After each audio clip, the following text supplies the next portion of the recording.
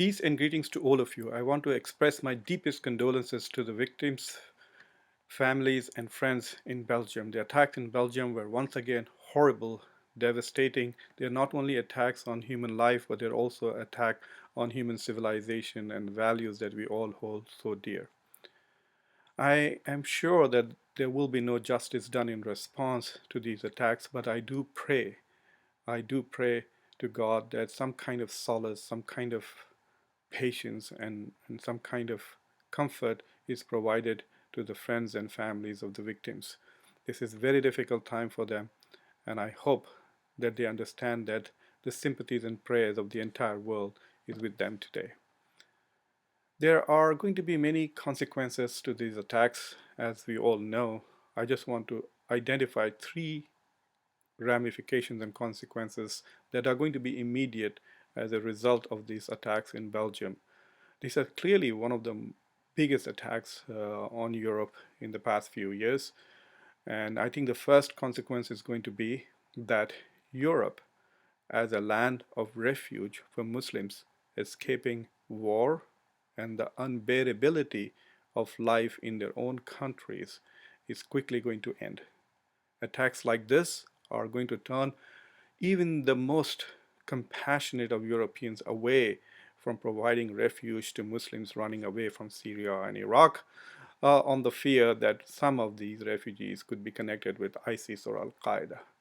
Already, elections in Germany are having an impact on German policies, and there are expectations that Germany will close the door on refugees.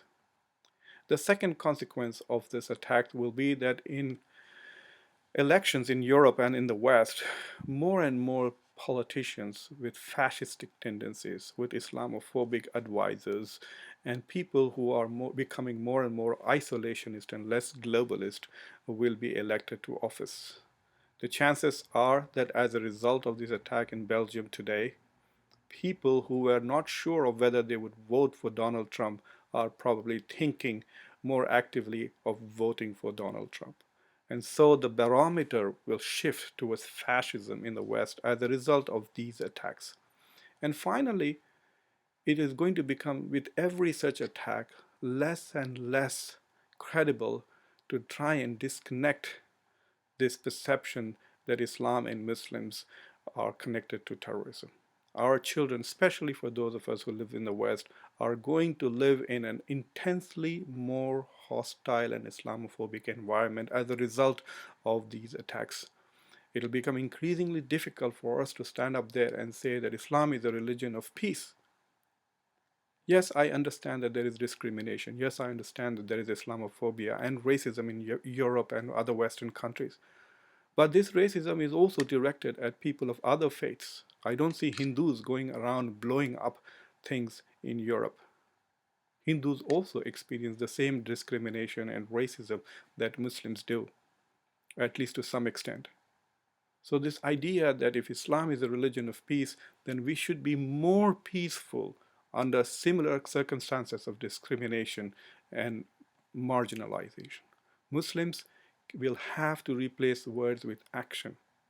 The actions of the terrorists speak much, much louder than speeches and articles by intellectuals and ulama that Islam is a religion of peace, which means that the burden of combating radicalism in our societies becomes even more heavier for us to bear. There is no staying on the sidelines. Muslims in the West will have to increasingly engage in the politics of their time, combat Islamophobia in the mainstream, and combat radicalism in their pockets, the fringe pockets of their communities. I know you've heard all of this, but that is all I can say. I wish I had a magic wand that I could wave and make the world a wonderful and peaceful place. But unfortunately, I have only words. Thank you.